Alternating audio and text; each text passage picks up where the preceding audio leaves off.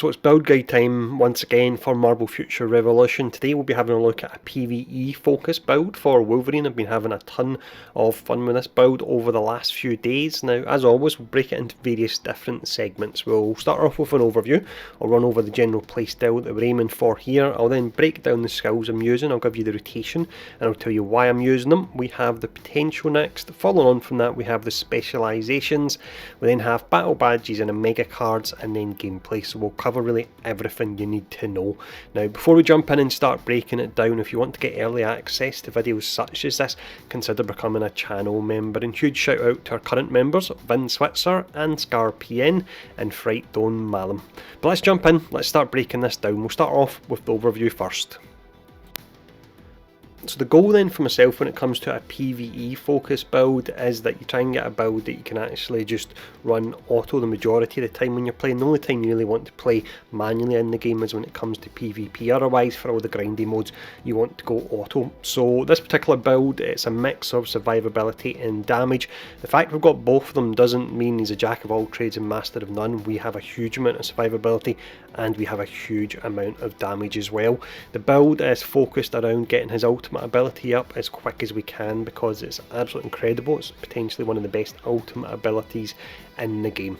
So that is a quick overview. Let's go in, let's start breaking down the skills we're using now.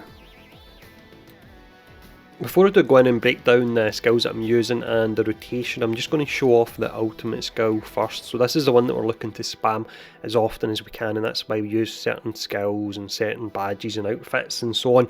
The reason we want to spam this as often as we can is because you'll see all the different things that it offers. So firstly, when you use this, you recover hit points by 20% for 4 seconds, so that can fill you way up from near enough zero. You increase attack in this instance by 19.1% for a whopping 12 seconds. We're not far off getting full uptime on that, to be honest. It just depends how our rotation falls. You increase max movement speed by 20% for 12 seconds. You have guard break immunity for 12 seconds. You become immune to debuffs and immobility for 12 seconds. There's just so much in this. Guard disable immunity as well. You activate Hot Claws for 12 seconds. When you have this, it decreases the remaining cooldown by 20% when attacking, and also increases skill damage dealt to the marked target by 20%, meaning when you mark a target it normally gives you 30%, this pulls it up to a whopping 50% for your skill. And then also there's a debuff that applies to the laceration target when attacking while Hot Claws is active, and that decreases their attack by 15% for 7 seconds. We're not using laceration in our kit, but that is available there. It also knocks down when the skill lands, and it does a whole lot of damage. It does something like 3 different bursts, and I've seen them hitting for around about 300,000-400,000 at a time. So this is absolutely amazing, and this is why, again, we've got a setup that's all about spamming this ultimate ability. But let's break down the skills now. So the way your skills work is you actually cast them in order as long as you have enough energy and they're off on cooldown. So we've got these in a very specific order of priority that we want to use them. So the first one you want to use as long as it's available, or as soon as it's available, would be Mutant Mentality and Morale Boost. So this one here increases attack by 21.18% for 12 seconds, and it recovers your ultimate gauge by 18.92. So that is affected by ultimate gauge recovery. Get that up to 200%, and then you're looking at just shy of 40% ultimate gauge recovery when you cast this. And through your cooldown reduction as well, you should be casting it every 20 seconds or so, so that's awesome. Next up, we've got a Revolved Hunter skill. There are certain skills in here that hit particularly hard, but the ones I'm using are the ones with a really low cooldown, because it's all about spamming these skills, and you'll see why we're doing this when we get to the specialisation section. So I'm using this one here. Again, it's due to the fact it's got the low cooldown. What is pretty amazing about it with having that low cooldown is it's got iframes in it. You'll see avoid being targeted by enemies while using this skill. We have another Evolved Hunter skill, same idea. There's other ones in this tree that hit harder, but using it due to the low cooldown on it, and it's also got iframes as well.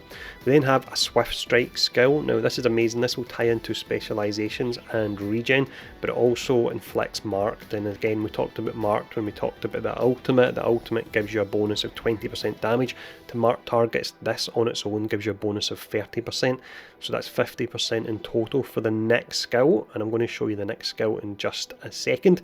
But also with this one, this is more a PvP thing, but with this particular skill, the target cannot use dodge for 3 seconds when you use it. The final skill we look at here, I've got my Rise of the East set on, so it's up at plus 14, which means that it's up at level 29. This one is Scaring Whirlwind in Bitter Wheel, so it's hitting for over 1500 damage in this particular one. Again, bear in mind that you're gaining the 50% additional damage if you're using it on a marked target, and you've got your ultimate skill available as well. So that's all the skills in the general rotation. Let's talk about the potential next. With the potential then, if you are looking to main Wolverine, then you will eventually want to max everything out, but in regards to priorities for this PvE setup, I would say that the ones I would focus on first would be attack, followed by hit points, and then for PvE specifically I would go for the hit point recovery. That may seem like a strange one, but there is a specialisation we're going to look at in a moment, and you can actually get a heap of attack damage for it, so that's the reason I would go for that. Your total damage can work nice as well from a PvE perspective. But that's the potential. Let's check out the specialisations. For the specialisations, I would say there's 3 that are definitely locked in this build. In regards to the 4th one, there's a bit of flexibility in regards to what you're looking for. If we go for the 3 that are locked in first, you've got Animal Instinct, so using an Involved Hunter class skill 3 times recovers ult gauge by 15%. That is affected by ult gauge recovery. If that's up at 200%, which yes, it's hard to get, but if it's up at that, then every time you use 3 of these Evolved Hunter class skills that you're spamming every 7 seconds or so, you'll gain 30% ultimate gauge, which is really pretty amazing. We then have X Factor up next. This is incredible. So this one here increases attack equal to 30% of hit point recovery, attack plus 100 per 1%. That part's pretty confusing. What you really want to know is if you can get your hit point recovery up to about 200%, which isn't actually that hard to do. If you get it up to around about that, then you're looking at roughly around an additional 5,000 additional flat attack damage, which is absolutely amazing. Now, the next one we go for is Healing Boost. This gives you the survivability so you can AFK while you're playing in PvE. So absorb 10% damage of an active skill, and the next skill is hit point when using Swift Strike class skill, and you cover up to 15% max hit point per skill use. This is why we follow up the Swift Strike skill with one that hits particularly hard, because you're getting the health regen on that. In regards to the final one, I'm not going to break them down, but the options you've got for them, you've got Berserker Rage, Precision Hit, or Damage Amplification. So I'd say it's up to you which one you actually go for, but for the first 3 that I broke down in detail, you definitely want to lock them in and get them as high as you can. Now next up, let's have a look at the battle badges and Omega cards. We'll start off here with the battle badges, and I'll keep this section nice and simple. So your top 2 badges are your attack ones, your mid badges are your defensive ones, and then your bottom 2 are your utility badges. And what you're looking for in your top 2, you're looking for stat-wise attack and crit rate. In regards to your defensive badges, that's 3 and 4, I would say look for dodge and crit damage decrease. And then for battle badges 5 and 6, it's really important you get ultimate gauge recovery on these when you can, and also cooldown decrease can be great as well. But there we go, nice and simple for the badges. Let's talk about the Omega cards now. One of the most important elements of Omega cards that you want to look out for is that exclusive stat. Now you can re-roll this via the system that's used to transmute items. What you do is you just roll it to a different character and then you roll it back to Wolverine if you don't get the stat you're looking for. Because this is a PvE setup, go for hit point recovery, ties in really well with the specialisation we have, or go for cooldown decrease. That works fantastic on them. So it's either one of those 2 that you are looking for the exclusive stat.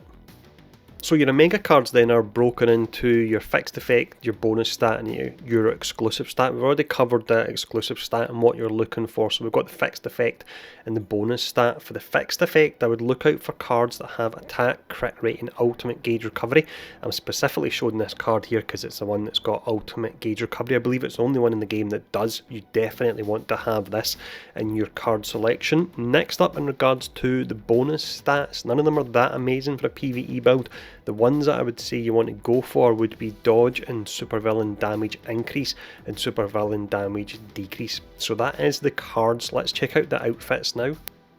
For the outfits, I'll let you know which non-regional, regional and special costume you're looking for, so regardless of how much you're investing in the game, you'll have an idea where you want to actually go. Now, before I do advising them, first you've got your outfit stats, which are really important, and you want to aim for these. On your slot 1 and 2, I would personally recommend looking out for attack and crit rate. On your slot 3, always try and look out for dodge, that's great. Crit damage decrease can be nice as well.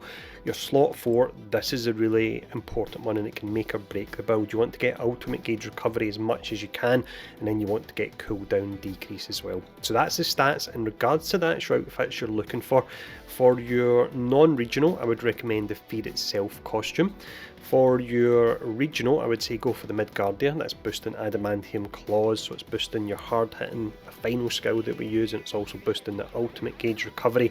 And then finally, in regards to the special costume, if you can get it, and they're getting a little bit easier to get than they were when the game first launched, I would go for the Rise of the East. So that gives you Scaran Whirlwind +7, it says +6 here, but it's actually +7, and also Adamantium Claws class skill +7 as well. So that would give you up to an additional +14 on your Scaran Whirlwind skill. That's the one we're applying Mark to get the additional 15% damage. So that one can be absolute bonkers with that setup. But that's the outfits. What we're going to do now is we're going to finish up with some gameplay.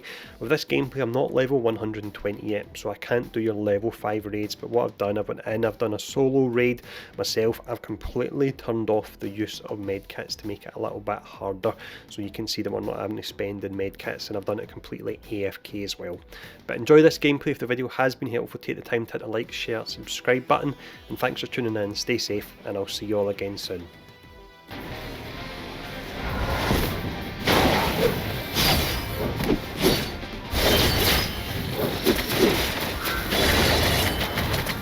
Done, bub. Now you done it. Ain't no stopping me. You in already. It's on. Time to slice the dice. You want some of this? This should be fun.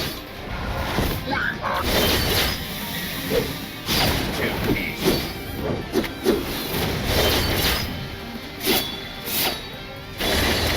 Sit down.